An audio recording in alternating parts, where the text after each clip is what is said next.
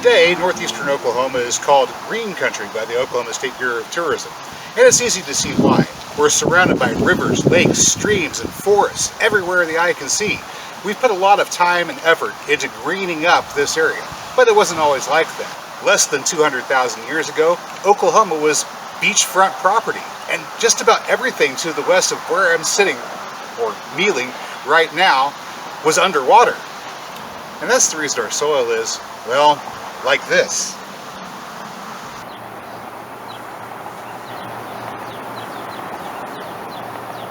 In order to fix it, we planted loads and loads of daikon radish and buckwheat and all other kinds of things to put more organic matter down into the soil through the use of cover crops. And let me show you what that looks like with a cutaway so you can really have a look at our soil layers. Now I'm going to come down this way. We've removed all of what was organic matter here in the walkway. Nothing growing in the walkway. So whenever we come down, you can see very, very smooth, just compacted sand. So there was nothing but the sand there below that couple of inches of topsoil. Now here is an area where we've been cover cropping. Same soil, but have a look at the difference.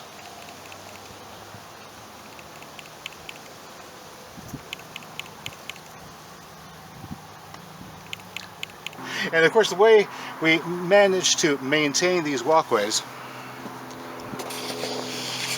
is by filling them with wood chips.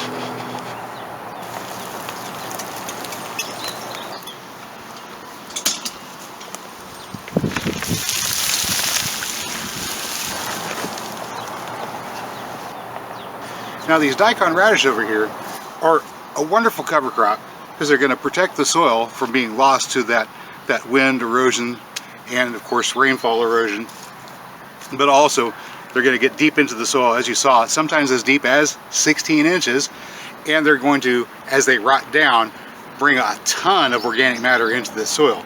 Now these wood chips are not going to break down anywhere near as fast. It's going to take them close to about 3 years, maybe even 4, for maybe a bit more than 4 even, for some of the larger pieces to decompose. But while that's going on, our earthworms are going to be migrating from the soil nearby into this material to feast, and they're going to be dragging organic matter laterally across from these trenches into the surrounding soil.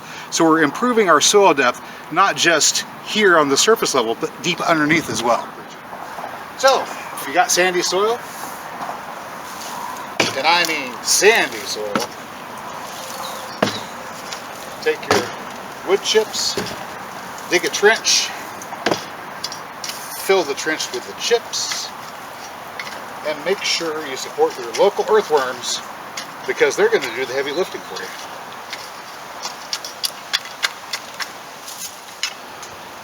So if you found today's video informative or entertaining, or maybe a little bit of both, you know what to do. I'll catch you next time. Until then, get out there and get growing.